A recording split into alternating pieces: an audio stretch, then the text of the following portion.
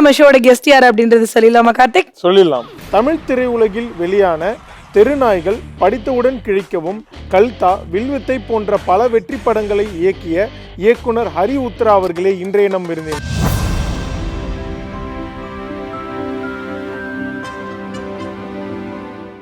வணக்கம். வணக்கம். எப்படி இருக்கீங்க சார்? நல்லா இருக்கு. ரொம்ப சந்தோஷம் சார். நிறைய படங்கள், உங்களுடைய எல்லா படங்களும் ஒரு ஒரு கதைக்களம் கொண்டு இருக்கு. இந்த மாதிரி டைட்டில் வைக்கும் போது யோசிச்சிருவீங்களா, இந்த மாதிரி டைட்டில் வைக்கணும், டைட்டில் பார்த்தாலே இந்த படத்தை பார்க்கணும்னு தோணணும் அப்படின்ற மாதிரி தான் யோசிச்சு வைப்பீங்களா சார்? இல்லை, என்னன்னா டைட்டில்ன்றது ஒரு படத்துக்கு ஒரு பெரிய ப்ளஸ். ஏன்னா ஒரு ஆடியன்ஸ் உள்ளே வராங்கன்னா டைட்டில் என்னவா இருக்கும், அந்த டைட்டிலை வச்சு உள்ளே போகணும்னு நினைப்பாங்க. ஸோ அந்த மாதிரி ஒரு பேஸில் தான் நான் ஃபர்ஸ்ட் படம் அந்த தெருநாய்கள், படித்தவுடன் கிழித்து விடவும், அப்புறம் எல்லாரும் அந்த அல்வா குடுறன்னு சொல்லுவாங்க, அதோட இன்னொரு இது கல்தான் அதை வச்சேன். அப்புறம் வாத்தியார் கால் பண்ணதுக்கு வில்வித்தை. டைட்டில் ரொம்ப மஸ்ட், அதனால அதை கொஞ்சம் கேர் பண்ணி நம்ம வைக்கிறோம். இதுல எந்த டைட்டில் உங்களுக்கு ரொம்ப ஃபேவரட் சார்? எனக்கு எப்பவுமே எல்லாருக்கும் நம்மளோட படம் போது எல்லா டைட்டிலும் இம்பார்ட்டன்ட் தான். ஸ்பெஷலாக சொல்லணும்னா என்னோட ஃபர்ஸ்ட் மூவி டைட்டில் தெருநாய்கள். ஏன்னா அந்த டைட்டில் நான் வைக்கும்போது எனக்கு நிறைய பேர் தெருநாயின்னு இருக்கு, இது எப்படி ஒர்க் அவுட் ஆகும் அப்படின்லாம் சொல்லி ஒரு இதுவாக சொன்னாங்க. பட் ஆனால் அந்த கண்டென்ட்டுக்கு அப்புறம் படம் பார்த்தோன்னே நிறைய பேர் நல்லா இருக்குன்னாங்க. ஏன்னா டைட்டில் கேட்சியாக வைக்கணும் அப்படின்னு எதிர்பார்க்கறது ஒரு பக்கம் இருந்தால் கூட, அந்த டைட்டில் பார்த்தோன்னே இது இந்த கதை தான் சொல்லுது அப்படின்னு நம்மளால கெஸ் பண்ண முடியும். அந்த மாதிரி உங்கள் டைட்டில் எதையுமே எங்களால் கெஸ் பண்ண முடியல சார், படம் ரிலீஸ் ஆகிறதுக்கு முன்னாடி வரைக்கும். அப்படி பண்ணக்கூடாதுன்றதுக்காக இந்த டைட்டில்லாம் வச்சிங்களா சார்? இல்லை, அப்படி எதுவும் மோட்டிவேஷன் இல்லை. பட் ஆனால் கதையும் தெரியக்கூடாதுன்னு தான் சொல்லுவாங்க. ஏன்னா படம் ரிலீஸ் ஆகிறதுக்கும் சஸ்பென்ஸ் வேணும். அதனால கதையோடைய ஏதாவது ஒரு பாயிண்ட் டச் பண்ணி இந்த டைட்டில் இருந்தால் போதும் அப்படின்றதுல அமைச்சு. இந்த டைரக்ஷன் அப்படின்ற எய்ம் ஃபர்ஸ்ட் எங்க சார் ஸ்டார்ட் ஆச்சு உங்களுக்கு? இல்லை, ஆக்சுவலாக முதல்ல நான் சினி ஃபீல்டில் உள்ள வரும்போது ட்ரை பண்ணது டைரக்ஷன் டீம் தான். ஆனால் அந்த வாய்ப்பு நம்மளுக்கு கிடைக்கல. அப்புறம் ரெட்டச்சுழி, 16, அப்புறம் தான்ற படம், இதெல்லாம் உதவி கலை இயக்குனராக வந்தேன். ஸோ அதுக்கப்புறமா தான் எனக்கு அசிஸ்டன்ட் வாய்ப்பே கிடைச்சிது. ஸோ அதுக்கப்புறம் தான் நான் அழகன் அழகின்னு ஒரு படமும், அப்புறம் இன்னும் ஒரு ஃப்ரெண்ட் படம் பூர்வகுடின்னு சொல்லி அதை முடிச்சுட்டு மலேசியன் தமிழ் ஒரு மூவி பண்ணேன் இண்டிவிஜுவலாக. ஸோ அதுக்கப்புறம் தான் இங்கே தெருநாய்கள் பண்ணி. ஸோ இந்த டிபார்ட்மெண்ட்டு ஆர்ட்டு, இங்கேருந்து டிரெக்ஷனு. ஸோ ஆர்ட்டில் உதவி கலை இயக்குனராக நீங்கள் ஒர்க் பண்ணியிருக்கீங்க. அதில் என்னெல்லாம் கற்றுக்கிட்டீங்க நீங்கள்? இல்லை, அதாவது எனக்கு ஒரு பெரிய ப்ளஸ்ன்னு சொல்லலாம். ஏன்னா வந்தவொடனே எனக்கு அசிஸ்டன்ட் வாய்ப்பு கிடைச்சிருந்தா கூட என்னால் ஃபஸ்ட்டு அந்த 3 படத்தில் அவ்வளோ விஷயம் லேர்ன் பண்ணியிருக்க முடியுமா அப்படின்னு தெரில. ஏன்னா நான் ஒர்க் பண்ண ஃபஸ்ட்டு படம் ரெட்டச்சுழியிலே பாரதிராஜா சாரும் பாலச்சந்தர் சாரும் ஸ்பாட்டில் இருக்கும்போது நான் நிறைய கற்றுக்கிட்டேன். ஏன்னா அவங்கக்கிட்ட ஒர்க் பண்ணுற வாய்ப்பு நம்மளுக்கு கிடைக்கலனாலும், மெயினாக ஆர்ட் டிபார்ட்மெண்ட் ஒர்க் பண்ணும்போது நம்ம தான் கூட அவங்களுக்கு எல்லாமே ஒரு சீனுக்கு என்ன தேவையோ அதெல்லாம் எடுத்து கொடுத்து ஒர்க் பண்ணுவோம். ஸோ அதனால் எனக்கு அது ரொம்ப ஹெல்ப்பாக இருந்தது. இப்போ நம்ம பண்ணுற படங்கள்லாம் நம்ம ஸ்கிரிப்ட் எழுதும் போதே பேக் ட்ராப் வச்சு தான் ஒரு படத்துடைய அந்த களம் தான் டோட்டலாக ஒரு கலர் கிடைக்கும். அப்படின்னும் போது எனக்கு அந்த ஆர்ட் அசிஸ்டண்ட்டாக நம்ம ஒர்க் பண்ணதுனால எனக்கு அது ஒரு பெரிய ப்ளஸ்ஸாக தான் இருந்துச்சுன்னு சொல்லலாம். சார், நீங்கள் சினிமாவில் என்ன விஷயம் தான் பண்ணலை? கலை பண்ணியிருக்கீங்க, கலை இயக்குனராக இருந்திருக்கீங்க, டைரக்ஷன் பண்ணியிருக்கீங்க, எழுதியிருக்கீங்க, இன்னும் வேறு என்னென்னலாம் பண்ணியிருக்கீங்க சார்? இல்லை, அதாவது என்னமோ எனக்கு அப்படி அமைஞ்சிருச்சான்னு தெரியல. இப்போ கரண்டில் டிஸ்ட்ரிபியூஷன் வரைக்குமே ஓரளவுக்கு ஒரு டெஸ்டினேஷனாக டச் பண்ணி இன்றைக்கி வந்திருக்கிறேன். இதுக்கு நம்ம இதுதான் வேணுன்றது வரல. பட் நம்ம டைரக்ஷன் ஃபீல்டை தேடி வந்தவுடனே ஒரு டைரக்டருக்கு என்னென்ன அடிஷ்னல் ஸ்கில்லாம் இருந்தால் இந்த ஃபீல்டில் நல்லாயிருக்கும் அப்படின்னு நான் ட்ரை பண்ணும்போது எனக்கு கிடைச்ச எல்லாத்தையுமே இன்றைக்கி வரைக்கும் நான் கரெக்டாக யூஸ் பண்ணியிருக்கேன் அப்படின்னு சொல்லலாம். டைரக்ஷன் வரைக்கும் ஓகே சார். டிஸ்ட்ரிபியூஷன் இன்னொரு பெரிய ரிஸ்க் ஃபேக்டரு. ஸோ அதுக்கான ஒரு ஸ்டப்பானஸ், ஒரு நம்பிக்கை எப்படி வந்துச்சு உங்களுக்கு? இல்லை, என்னென்னா நாங்கள் 5 படமும் நான் சின்ன படங்களாக தான் பண்ணியிருக்கேன். நான் இல்லை, இன்றைக்கி நிறைய ஒரு முதல் முயற்சி பண்ணுற எல்லாரும் அவங்களோட படைப்பை கொண்டு போய் சேர்க்கறது ரொம்ப கஷ்டமாக இருக்குது. அப்படின்னும் போது நான் இந்த 5 படங்கள்லையும் இந்த படத்தை நான் இன்னும் கொஞ்சம் போய் சேர்த்துருக்கலாம் அப்படின்னும் போது என்னால் ஏன் சேர்க்க முடியலன்னு அப்படின்னு ஒரு கேல்குலேஷன் பண்ணும்போது இதெல்லாம் மிஸ் ஆச்சு. ஒரு படத்தை மார்க்கெட்டிங் பண்ணி அதை எடுத்துகிட்டு போய் தியேட்டரில் ஆடியன்ஸ் பார்க்குற இடத்துல வைக்கணும் அப்படின்னா அப்போ நம்ம அதை டிஸ்ட்ரிபியூஷனை இன்னும் ஸ்ட்ராங்காக கற்றுக்குன்னா மேபி நம்மளால் கொண்டு போய் சேர்க்கலாம் அப்படின்றதுனால டிஸ்ட்ரிபியூஷன் நிறைய லேர்ன் பண்ணி அதை நான் இப்போது ஸ்டார்ட் அப் பண்ணேன். ஸோ மோர் தென் இன்றைக்கி ஒரு 30 ஃபிலிம்ஸ் கிட்ட நாங்கள் பண்ணியிருக்கிறோம். எல்லாமே அப்கமிங்கில் இருந்த டைரக்டர்ஸோட படங்கள், நல்ல நல்ல கண்டென்ட்ஸ் அந்த மாதிரி சூஸ் பண்ணி இன்னைக்கு ஆல்மோஸ்ட் ஓரளவுக்கு நல்லா ஃபார்ம் ஆகிடும். பட் அந்த ப்ராசஸ் எப்படி ஒர்க் ஆகுது சார்? ஒரு படத்தை டிஸ்ட்ரிபியூட் பண்ணுறோம், ஒவ்வொரு டிஸ்ட்ரிக்ட் ஒரு தியேட்டருக்கு கொண்டு போய் சேர்க்குறோம், அதனுடைய ப்ராசஸ் என்ன சார் ஆக்சுவலி? ஒரு படம் எடுக்க அதாவது ஒன்றும் இல்லை, இப்போ பெரிய படம் அப்படின்னா ஆட்டோமேட்டிக்காகவே அதுக்கு ஒரு ஆடியன்ஸ் தியேட்டருக்கு வந்துடுவாங்க, தியேட்டரும் கிடச்சிரும். சின்ன படம்னும் போது அதுக்கான மார்க்கெட்டிங்ஸும் கொஞ்சம் ப்ரமோஷன்ஸு கொஞ்சம் நம்மளே இறங்கி டைரக்டர்ஸு மற்ற டீம் கூட சேர்ந்து நாங்கள் அதை கொஞ்சம் வேறு மாதிரி பண்ண வேண்டிய இன்றைக்கி ஒரு கட்டாயத்தில் இருக்கோம். ஏன்னா சோஷியல் மீடியா பப்ளிசிட்டி கூட இன்றைக்கி சின்ன படம் அப்படின்னும் போது அவங்களுடைய பார்வை வந்து சின்ன படத்து மேலே இல்லை. எல்லாருக்குமே என்னென்னா அவங்க அப்கிரேடில் இருக்கும் போது வந்து அவங்க ஒரு பெரியவருடைய நியூஸோ பெரிய ப்ரொடக்ஷனுடைய நியூஸோ போட்டால் தான் அவங்களுக்கு பப்ளிசிட்டி ஆகும். அப்படின்னும் போது சின்ன படத்துக்கு எல்லா தளத்துலையுமே பிரச்சனை இருக்குது. அதாவது தியேட்டர் மட்டும் அப்படின்றது கிடையாது, மார்க்கெட்டிங்லேயும் இருக்குது, அது இல்லாமல் படத்தை ப்ரமோட் பண்ணுறதுலையும் இருக்குது. ஸோ ஸ்டெப் பை ஸ்டெப்பாக பண்ணி கொண்டு போய் சேர்க்கறது கஷ்டம்தான். பட் அதில் முடிஞ்ச அளவுக்கு நம்ம ஒரு படத்தப்பையும் என்ன பெஸ்ட்டாக கொடுக்க முடியுமோ அதை ட்ரை பண்ணுறோம், அவ்வளோதான். ஓகே சார், டிஸ்ட்ரிபியூட்டராக இருக்கும் பொழுது ப்ரொடியூசருக்கும் சரி இல்லை வந்து தியேட்டர் ஓனருக்கும் சரி என்ன மாதிரி பெர்சன்டேஜில் வந்து அந்த அமௌண்ட் அப்படின்றது வந்து பிரியும் சார்? பெர்சன்டேஜ் இல்லை, இப்போ பெரிய படங்கள் பெரிய ஹீரோ படங்கள்னால் அவங்க ஒரு பர்சன்டேஜ் தராங்க. இப்போ எங்களை மாதிரி சின்ன படங்களுக்கு 40% 50% தான் டேர்ம்ஸ் தராங்க. ஸோ அதிலிருந்து தான் ஜிஎஸ்டி போக, எக்ஸ்பென்ஸ் போக, அப்புறம் அந்த வேலை செய்கிற அந்த கமிஷன்ஸ் போக மீதி ஒரு பார்ட் ஆஃப் அமௌண்ட் வரும். எனக்கு தெரிஞ்ச வகையில் இப்போ தமிழ் சினிமா இருக்கிற சூழ்நிலை ஒரு ப்ரொடியூசர் ஒரு 100% பிஸ்னஸ் இருக்குன்னா ப்ரொடியூசரோட கைக்கு எல்லாம் போக 30 to 25% வரைக்கும் தான் இன்றைக்கி வருது. இதை யாரும் ஓப்பனாக சொல்கிறது இல்லை. மற்றபடி எல்லாமே வந்து படம் ஓடுனா மட்டும்தான் அந்த படத்துக்கான பர்சன்டேஜஸ் வந்து ப்ரொடியூசரை காப்பாற்றும். லைக் வந்து சினிமாவில் நிறைய ரிஸ்க் ஃபேக்டர்ஸ் இருக்குது, அஃப்கோர்ஸ் டிஸ்ட்ரிபியூஷன், ப்ரொடக்ஷன் எல்லாமே. ஸோ அதில் வந்து சினிமாவில் வந்து ப்ரொடியூசராக இருக்கிறது வந்து அந்தளவுக்கு ஒரு டஃப்பான விஷயமா இல்லை டிஸ்ட்ரிபியூட்டராக இருக்கிறது ரொம்ப கடினமான ஒரு விஷயமா?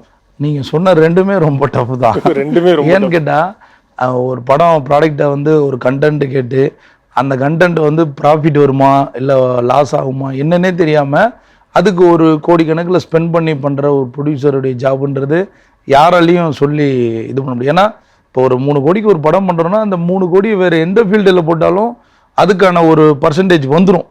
சினிமாவில் மட்டும் அந்த படம் ஓடினா தான் வரும். அப்படின்னும் போது ப்ரொடியூசருடைய ஜாப்பு ரொம்ப கஷ்டம். அந்த ப்ரொடியூசர் அந்த ப்ராடக்டை ரிலீஸுக்கு கொண்டு வந்து ஒரு டிஸ்ட்ரிபியூட்டர்கிட்ட கொடுக்கும்போது அது அதை விட ரொம்ப கடினம். ஏன்னா அவருடைய முழு முதலீடுமே இங்கே எடுக்க வேண்டிய கட்டாயத்தில் ஒரு டிஸ்ட்ரிபியூட்டர் இருக்காங்க. ஸோ இது ரெண்டும் சிங்க் ஆகிறது ரொம்ப டஃப் தான். பட் அந்த கண்டென்ட் வந்து இது ரெண்டுத்தையுமே சப்போர்ட் பண்ணி கொண்டு போச்சுன்னா சக்ஸஸாக இருக்கும்.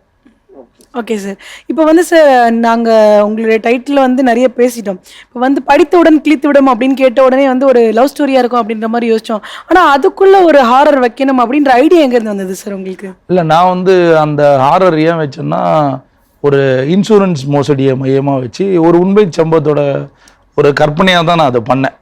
அந்த மாதிரி ஒரு விஷயம் போது அந்த டைட்டில் அது கரெக்டாக இருந்தது. இது வந்து வடிவேல் சார் கூட ஒரு தடவை கேட்டிருந்தார். நான் வந்து வாத்தியார் கால்பந்தாண்ட படத்து ஷூட்டிங் அப்போ பரமக்குடி போயிருந்தேன். அப்போ அங்கே ஒரு நம்ம போலீஸ் சார் மூலயமா வந்து அவர் ஒரு ஃப்ரெண்ட், அவர் ஒரு கோயிலுக்கு வந்திருந்தார். வரும்போது வடிவேல் சார் வந்து இங்கே எங்கள் டைரக்டரும் வந்துட்டு போனார் அப்படின்னு சொன்னோடனே அங்கேருந்து எனக்கு ஒரு நாள் ஃபோன் பண்ணார். என்னப்பா என்னுடைய டைலாக் எல்லாம் தலைப்பாக வச்சுருக்கேன் அப்படின்னு கேட்டிருந்தாரு. நான் எனக்கு வடிவேல் பேசுகிறாருன்னு ஜென்ரலாக கொடுத்தோடனே எனக்கு தெரில யாருன்னு. அப்புறம் ஏன் என்ன உன் தலைப்புன்னு நானும் ஒரு மாதிரி சொல்ல. அப்புறம் அவர் பரவாயில்ல வைங்க, இந்த மாதிரி தலைப்புலாம் வச்சா தானே ஓடும் அப்படின்னாரு. அப்புறமேட்டு தான் சொன்னாங்க எனக்கு அவர் வடிவேல் சார் தான் பேசினார் சார். ஆமாம், ஏன்னா ஃப்ரெண்டு பொதுவாக நம்ம சில ஃப்ரெண்ட்ஸ்லாம் வந்து பேசணும்னு கொடுப்பாங்களே, வடிவேல்னு ஒருத்தர் பேசுகிறாரு நான் நினச்சேன். அப்புறம் கொஞ்ச நேரம் கழிச்சு தான் சாரோடைய வாய்ஸ் ரெக்கக்னைஸ் பண்ணேன். அப்போதான் சொன்னேன், சார் உங்களுடைய எல்லா டைலாக்கும் தலைப்பு தானே சார், அதில் ஒன்று நான் வச்சிருக்கேன், இருப்பான் நான் உன் மேலே கேஸ் போடுறேன் அப்படின்னாரு. ஆனால் இன்னைக்கு வரைக்கும் அவரோட தலைப்பு வச்ச நிறைய படங்கள் நல்லா போயிருக்கு. ஓகே, பட் அது விளையாட்டா சொன்னாரா இல்லை உண்மையிலே? சும்மா விளையாட்டு சொன்னாங்க. ஓகே, பட் நீங்கள் ரியாக்ட் பண்ணீங்கல்ல, என்னப்பா நீங்க தலைப்புலாம் நான் வைக்க கூடாது, அதுக்கெல்லாம் என்ன சொன்னாரு? ஆமா, இல்ல யாரோ ஒருத்தர் தெரியாதவங்க பேசுறாங்கன்னும் போது அவருடைய தலைப்பானா அவர் வேற ஒரு டைரக்ஷன் டிபார்ட்மெண்ட்ல இருப்பார் பொழுது நம்ம தான் முறையா பதிவு செஞ்சு தானே பண்ணிருக்கோம் அப்படின்னு. நீங்க சொன்னதுக்கு அவர் என்ன ரியாக்ட் பண்ணாரு? அவர் விளையாட்டா தான் பேசினாரு. அப்படியா, நீங்க இருங்க நான் பாத்துக்கிறேன் அப்படின்னு சொல்லி ஒரு ஜாலியா தான் பேசினாரு.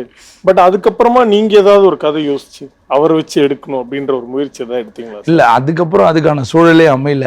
எனக்கு என்னன்னா, எனக்கு ஒரு சின்ன லட்சியம் இருக்கு. என்னன்னா, நம்ம வந்து ஒரு டைரக்டராக கண்டென்ட்டை மட்டும்தான் சூஸ் பண்ணி போனோம். நம்ம ஒரு ஹீரோ டிபெண்ட் பண்ணி ஜெயிக்கிறோம் அப்படின்ற கான்செப்ட் இல்லாமல் ஒரு கண்டென்ட்டாக ஜெயிக்கணும்னு சொல்லி இன்றைக்கி வரைக்கும் நம்ம ஒன்று செலக்டிவாக போகிறோம். ஸோ அதனால் இது வரைக்கும் நான் எந்த ஹீரோக்கிட்டையும் போய் நான் நிற்கல. ஓகே, அது ஒரு ரீசன். ஓகே, ஸோ நீங்கள் வந்து படம் எடுக்கணும்னு முடிவு பண்ணி உள்ளே வந்தோடனே நான் யார்கிட்டையும் போய் கேட்டு நிற்கிற மாதிரி இல்லைப்பா, ப்ரொடியூசர்லாம் பிடிக்க முடியாது, என் காசை நானே போட்டு எடுத்துக்கிறேன் அப்படின்ற மாதிரி நீங்கள் எடுத்துட்டீங்க. அந்த தைரியம் எங்கேருந்து வந்தது சார் உங்களுக்கு? இல்லை, எனக்கு என்னென்னா, நான் கற்றுக்கிட்ட அந்த சினிமாவில் என்னால் ஓரளவுக்கு சக்ஸஸ் ஆனால் ஓகே, இல்லைனாலும் அந்த லாஸை மெயின்டைன் பண்ணுற அளவுக்கு என்னுடைய ஸ்டஃப் இருக்குன்ற வரைக்கும் நான் இன்வெஸ்ட் பண்ணி என் கூட யாராவது ஒருத்தர் பார்ட்னராக வரும்போது அது எனக்கு கம்ஃபர்டபுள் ஜோனில் இருந்தது, அதனால பண்ணியிருந்தேன். சார் சோஃபா நீங்கள் ப்ரொடியூஸ் பண்ண படங்கள்லேயே உங்களுக்கு பிரேக் ஈவன் ஆன படம் இல்லை லாபமாக இருந்த படம் அது என்ன படம்? எனக்கு ஃபஸ்ட்டு தெருநாய்கள், படித்தவுடன் கிழித்துவிடும், கல்தா மூணுமே வந்து ஓகேவாக தான் இருந்தது. இப்போ ஆஃப்டர் கோவிட்க்கு அப்புறம் தான் இந்த ஓடிடின்ற ஒரு கல்ச்சர் வந்த உடனே சின்ன படங்களும் அந்த மாதிரி இப்போ தேட்டரில் என்ன பாலிடிக்ஸ், அது பாலிடிக்ஸ்னு சொல்ல முடியாது, இன்றைக்கி என்ன நடைமுறையில் அவங்களுடைய கிரைட்டேரியா இருக்கோ அதே தான் இப்போது ஓடிடிலேயே வந்துருச்சு. அப்படின்னும் போது இப்போ எங்களுக்கு அதே பிரச்சனை தான் இருக்குது. தேட்டரில் எந்த அளவுக்கு ரிசல்ட் நாங்கள் ட்ரை பண்ணி எடுக்க முடியுமோ அதே மாதிரி இங்கேயும் பண்ணணும். அதே மாதிரி தான் இன்றைக்கி ஆஃப்டர் கோவிட்க்கு அப்புறம் ரொம்ப டல்லாக தான் இருக்குது.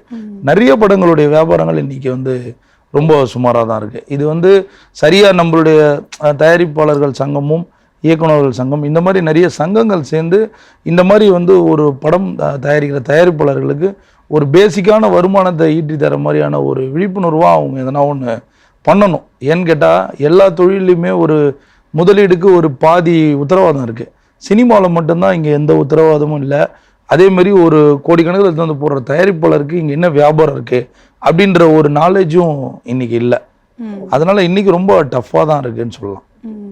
ஆஃப்டர் கோவிடுக்கு அப்புறமே டஃப்பாக தான் இருக்குது. பட் ஆனால் வந்து இந்த மாதிரி ஒரு சின்ன பட்ஜெட்டில் ஒரு படம் எடுக்கிறாங்க, கண்டென்ட் ஓரியன்டாக எடுக்கிறாங்கன்னா அவங்களுக்கு ஓடிடி நிறைய ஹெல்ப் பண்ணுதுன்னு ஒரு சில பேர் சொல்லுவாங்க சார். ஆனால் நீங்கள் கொஞ்சம் வைக்கிற கருத்து அதோட இன்னும் கொஞ்சம் ஆப்போசிட்டாக இருக்குது. பட் ரியாலிட்டியாக என்ன சார், அது உங்களுக்கு ஹெல்ப் ஆகுதா இல்லை அங்கேயும் உங்களுக்கு ஒரு கஷ்டங்கள் இருக்கா? இல்லை சார், அதாவது எனக்கு தெரிஞ்ச வகையில் வந்து ஓடிடியிலேருந்து நம்மளுக்குலாம் ஹெல்ப் பண்ணுறாங்கலாம் எந்த ப்ரொடியூசர் சொல்கிறாங்கன்னு எனக்கு தெரியல. ஏன்னா அந்த மாதிரி ஒரு விஷயமே எனக்கு நடந்ததா தெரியல. அவங்க முடிஞ்ச அளவுக்கு சின்ன படங்களை ஏதாவது 100ல் ஒரு 10 படங்களை மட்டும் ரெவன்யூ ஷேரில் வாங்குறாங்க. அந்த ப்ரொடியூசருக்கும் அவங்க என்ன ரெவன்யூ கொடுக்குறாங்கன்னு யாருக்கும் தெரியாது. அப்படின்னும் போது அவங்க சொல்கிறாங்கன்னா அது என்ன மாதிரி படங்களை சொல்கிறாங்க. மேபி ஒரு வளர்ந்த இயக்குநர்கள் இங்கே நிறைய பேர் இருக்காங்க, அவங்க வெற்றி பெற்ற இயக்குநர்களுடைய ப்ரொடக்ஷன் பண்ணால் அவங்க டைரக்ஷன் பண்ணுற பெரிய ஹீரோக்களோட படங்களை டைப் பண்ணுறதுனால இந்த மாதிரி படங்களுக்கு அவங்க மேபி சப்போர்ட் பண்ணுறாங்க. அதனால் அது சின்ன படங்களுக்கு ஓடிடி சப்போர்ட் பண்ணுறதா வெளியில் தெரியுதான்னு தெரில. ப்ரைவேட்டாக ஒரு ப்ரொடியூசர் வந்து இன்றைக்கி படம் எடுக்கிறாங்க பார்த்தீங்களா, எந்த கம்யூனிகேஷனும் இல்லாத சினிமாவோட நாலேஜ் இல்லாத ப்ரொடியூசருங்களுக்கு இங்கே வந்து வியாபாரமாக எனக்கு தெரிஞ்சு எந்த ஓடிடியும் சப்போர்ட் பண்ணலை. கண்டிப்பாக சார். சார் இப்போ வந்துட்டு ஒரு இயக்குனராகவும் ஒரு தயாரிப்பாளராகவும் புது முகங்களை வச்சு ஒரு படம் எடுக்கும் பொழுது எந்த அளவுக்கு வந்து உங்களுக்கு வந்து ரிஸ்காக இருக்குது சார்? இல்லை மேடம், நான் வந்து ஒரு 5 தடவை ரிஸ்க் எடுத்தேன். இப்போ 6வது தடவையும் எடுப்பலான்னு எனக்கு தெரியல, பட் எடுக்கலான்னு வச்சுக்கிங்க. புதுமுகங்களும் இல்லை, இன்னைக்கு பெரிய பெரிய நடிகர்களை வச்சு எடுத்தாலே ரிஸ்க் இருக்கு. ஆனால் கண்டென்ட்டை நம்ம சரியான ஒரு முறையில் ஒர்க் அவுட் பண்ணும்போது அந்த ரிஸ்கில் ஒருவேளை சக்ஸஸ் ஆகலைன்னா பாதி ப்ராஃபிட்டபுளாக பண்ணலாம். அப்படி ஒரு உத்தரவாதம் தான் இருக்கு. இப்போ நீங்கள் வந்து சொல்லிட்டீங்க சினிமா தான் பேஷன், நான் அதில் இருக்க போகிறேன், எல்லாமே பண்ண போகிறேன்ட்டு.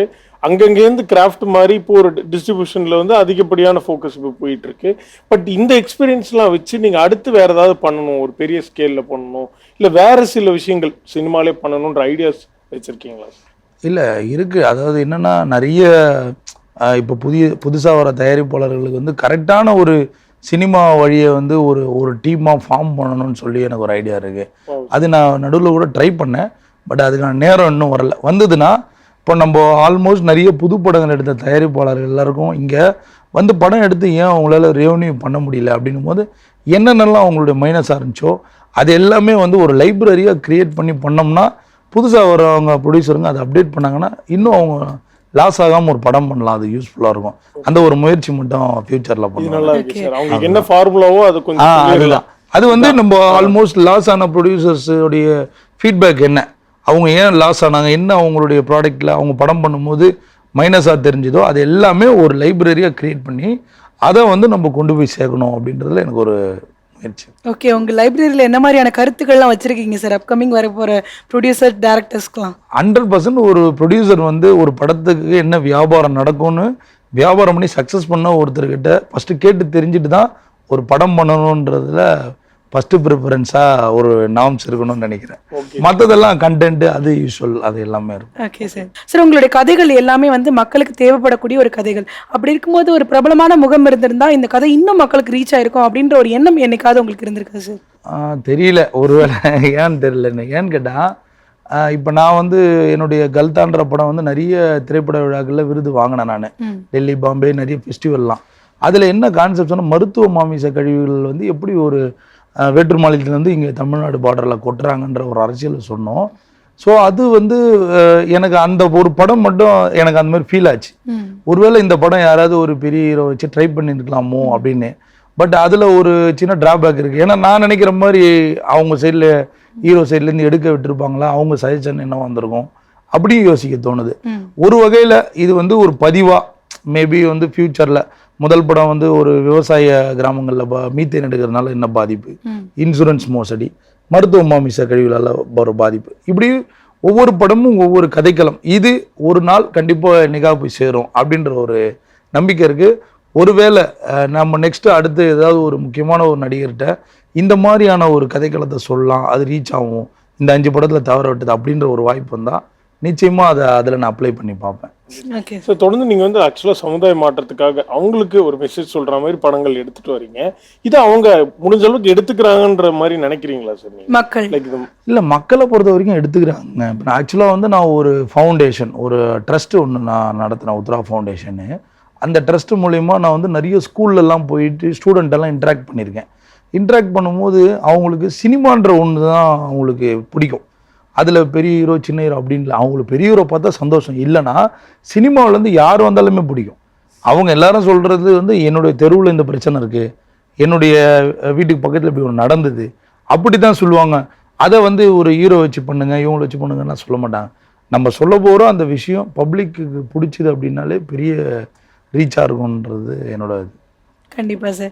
சார், ஆனா இப்போ இருக்கக்கூடிய தமிழ் சினிமா வந்து பாத்தீங்க அப்படின்னா கமர்ஷியல் அப்படின்ற ஒரு விஷயத்தை நோக்கி ஓடிட்டு இருக்கு. அப்படின்றப்போ நம்ம படத்துல அந்த மாதிரி விஷயங்கள் எல்லாம் ஆட் பண்ணாம இருக்குமே அப்படின்ற மாதிரி என்னைக்காவது உங்களுக்கு தோணி இருக்கா? இல்லை, கமர்ஷியல் பண்ணியிருக்கிறேன். இப்போ வாத்தியார் கால்பந்தாட்ட குழு படத்தில் கூட ஃபுல் அண்ட் ஃபுல்லாக ஃபுட்பால் ஸ்போர்ட்ஸு, அதுலேயும் கமர்ஷியல்ஸ்லாம் இருந்தது.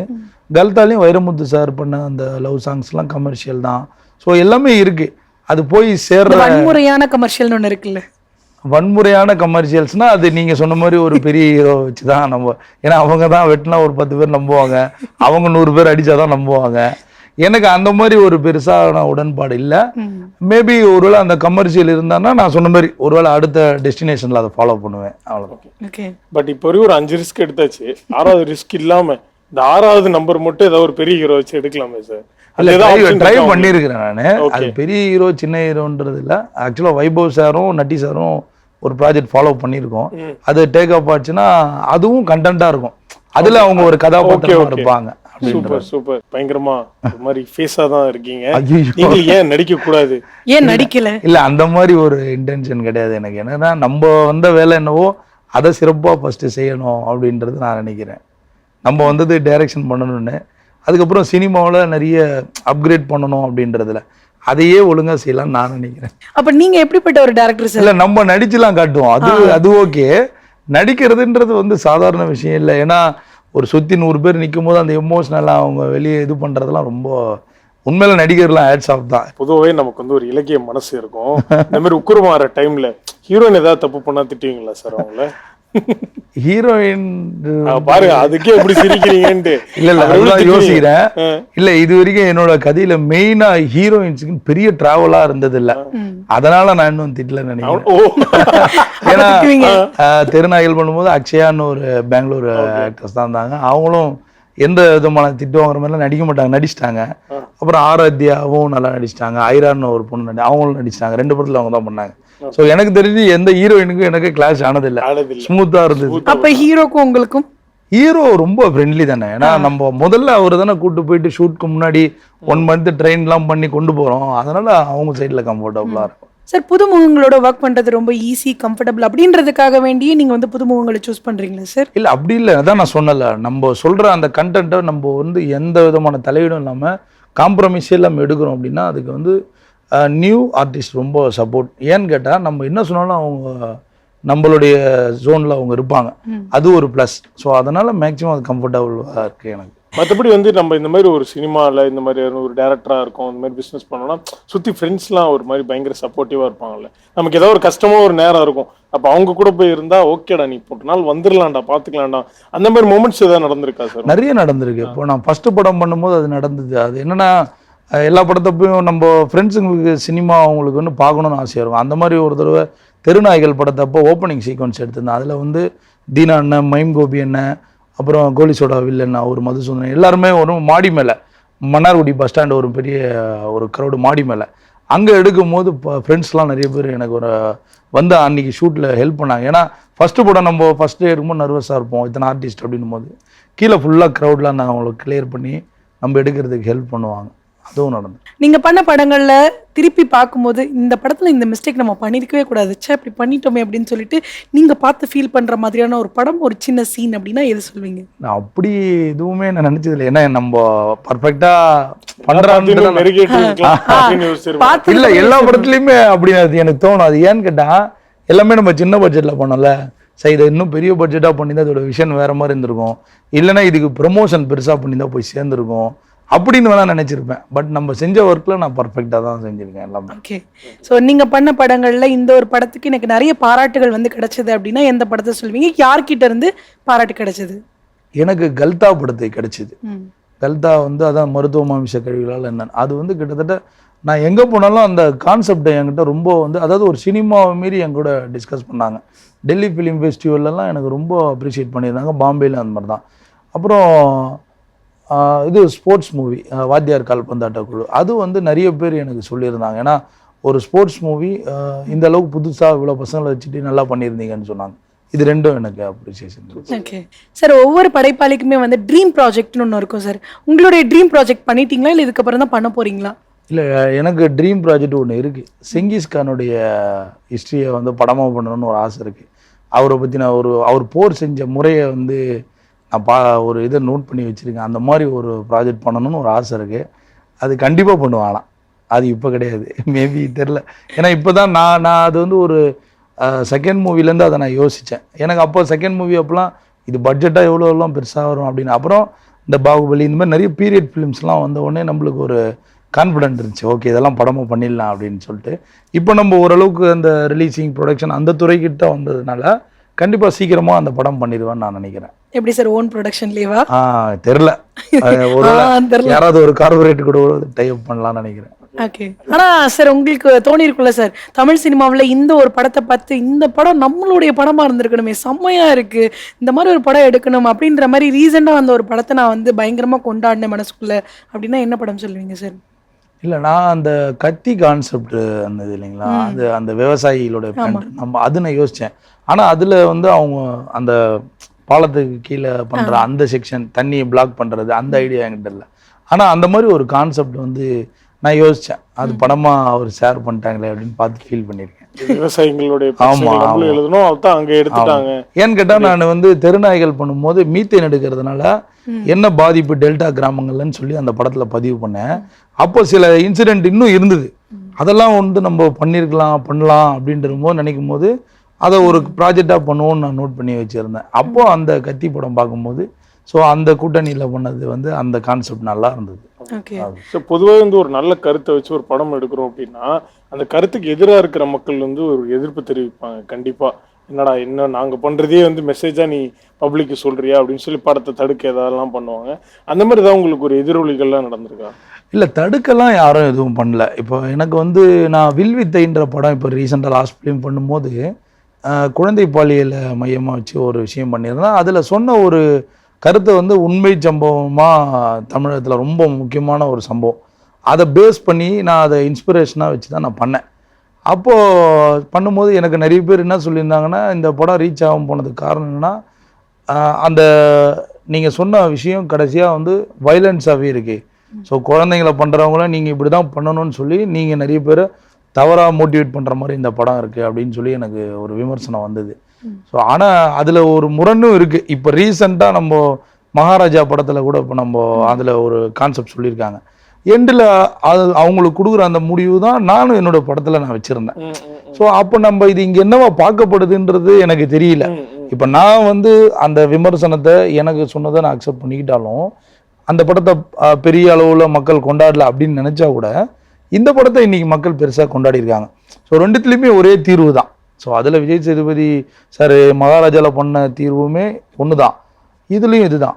சொல்ல போனோம்னா மகாராஜாவில் வந்து இதுக்கு ஒரு போலீஸ் ஆஃபீஸரே சப்போர்ட்டாக இருக்கார். சப்போர்ட்டானா இந்த மாதிரி பண்ணுறவங்களும் இப்படி பண்ணலாம் அப்படின்னு சொல்கிறாரு. ஸோ நான் அதுதான் சொன்னேன். ஸோ இதுதான் இங்கே என்ன பார்வையாக வந்து மக்கள் ஏற்றுக்கிறாங்க.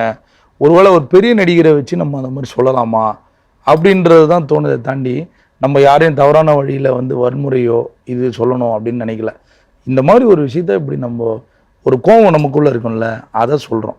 அது இப்படி ப்ரொடக்ட் போய் சேருது அப்படின்றது மட்டும் இருக்கு. ஓகே சார், மக்கள் பொதுவாகவே வந்து நாங்கள் பார்க்காத விஷயம் இல்லை கேள்விப்படாத விஷயத்தை தான் நாங்கள் தெரிஞ்சுக்கணும்னு நினைக்கிறோம், பார்க்கணும்னு நினைக்கிறோம். நாங்கள் நியூஸ் பேப்பர்லேயே இந்த விஷயத்தெல்லாம் பார்க்குறோமே, இது ஏன் படமாக கொடுக்கணும் அப்படின்ற மாதிரி சில விமர்சனங்களும் வைக்கிறாங்க இல்லையா, அதுக்கு நீங்கள் என்ன சொல்கிறீங்க சார்? இல்லை, அந்த மாதிரி எனக்கு தெரிஞ்சு யாருமே இதை ஏன் படமாக கொடுக்குறீங்கன்றது, ஏன்னா ஒரு கதை இதை வந்து நம்ம எப்படி வேணாலும் பண்ணலாம், அந்த கதையை மக்கள்கிட்ட சொல்லணும்னு நினைக்கிறது ஒரு டைரக்டரோட சுதந்திரம். மற்றபடி வந்து இதை படமாக பண்ணக்கூடாது அப்படின்னு மக்கள் ஒன்றே ஒன்று வேணால் அக்செப்ட் பண்ணுறேன். அதாவது ஜாதியை இன்னைக்கு ஜாதியை மையமாக வச்சு ஒரு ஒரு பர்டிகுலர் ஜாதிக்கு மட்டுமே படம் எடுக்கிறாங்கல்ல, அந்த மாதிரி படங்களை வேணால் பண்ணக்கூடாதுன்னு பப்ளிக் சொல்லலாம், நான் அக்செப்ட் பண்ணுறேன். ஆனால் மற்றபடி மற்ற எல்லா கண்டென்ட்டையுமே சொல்லலாம் அப்படின்றது எனக்கு தோணுது. Okay sir. இப்போ சமீபத்தில் Maharaja similar to that concept வந்தது, நல்ல ரீச் கிடச்சிது. பட் அப்போ உங்களுக்கு ஒரு ஒரு விஷயம் தோணுச்சு, இல்லை நம்ம ஒன்று பண்ணோம், அது கொஞ்சம் மக்கள்கிட்ட ரீச் ஆச்சு. இப்போ மகாராஜா ஒய்டாக ரீச் ஆகுது. ஓகே, நம்ம இந்த மாதிரி ஒரு பரிமாணத்தில் பண்ணால் இன்னும் அதிகமாக போகுமோன்ற ஒரு எண்ணம் உங்களுக்கு தோணுச்சா சார்? இல்லை, அதுதான் நான் சொல்கிறேன். நானும் கிட்டத்தட்ட அந்த ஆக்சிஸில் தான் அந்த கதையை சொல்லியிருக்கேன். Okay okay. வில் வித்தேன்ற படத்துடைய அந்த ஹீரோ அந்த கேரக்டருக்கு என்ன கோபம் இருக்குமோ அதுதான் நானும் சொன்னேன். மகாராஜாலையும் அதான் சொன்னாங்க. எனக்கு ஒரு வகையில் மகாராஜா ஒன்றில் எனக்கு பெரிய சந்தோஷம். ஏன்னு கேட்டால், ஸோ என்னோட ஹீரோவுக்கு இருந்த கோவம் நான் சொன்னேன், அது போய் பெரிய அளவில் சேரல. ஆனால் அந்த மாதிரி ஒரு களத்தில் விஜய் சேதுபதி மாதிரி ஒரு ஹீரோ அதை சொன்ன உடனே அத்தனை பப்ளிக் பார்த்தாங்கல்ல, அப்போது அந்த சொல்யூஷன் அதுக்கு ஒரு இது இருக்குல்ல, அந்த மாதிரி ஒரு நம்மளுடைய சட்டத்திட்டங்களும் ரொம்ப ஸ்ட்ராங்காக இருந்தால் நல்லாயிருக்கும். அது அப்படின்னும் போது எனக்கு அந்த படம் பெருசாக போய் சேர்றதுனாலும் சரி வருத்தம் இல்லை. இந்த விஜய் சேதுபதி மாதிரி ஒரு ஹீரோ பண்ணும்போது சேருது. அப்போது இங்கே ஒரு ஹீரோக்கான ஒரு வேல்யூ அந்த ஸ்ட்ராங்காக மக்கள்கிட்ட இருக்குன்னு. ஏன்னா வில்வித்தை ஒரு வேளை வந்து ஒரு பெரிய முகத்தை வச்சு பண்ணியிருந்தா ரொம்ப ரீச் ஆகும். இதுக்கப்புறம் உங்களுடைய படங்களில் பெரிய முகங்களை வச்சு நல்ல கருத்துக்கள் சொல்லணும் அப்படின்ற ஐடியாவில் இருக்கீங்களா? அப்பவும் புது முகங்கள் வச்சு தான்? இல்லை, அதுதான் அது தெரியல. நம்மளோட ஃபினான்ஷியலாக நம்மளுக்கு என்ன ஒரு இது இருக்கும். ஆனால் பட் எது பண்ணாலும் அந்த மாதிரி சிலரை நம்ம உள்ளே சேர்த்துக்கணும்னு நான் நினைக்கிறேன். அது வேணால் இந்த முறை பண்ணுவேன்.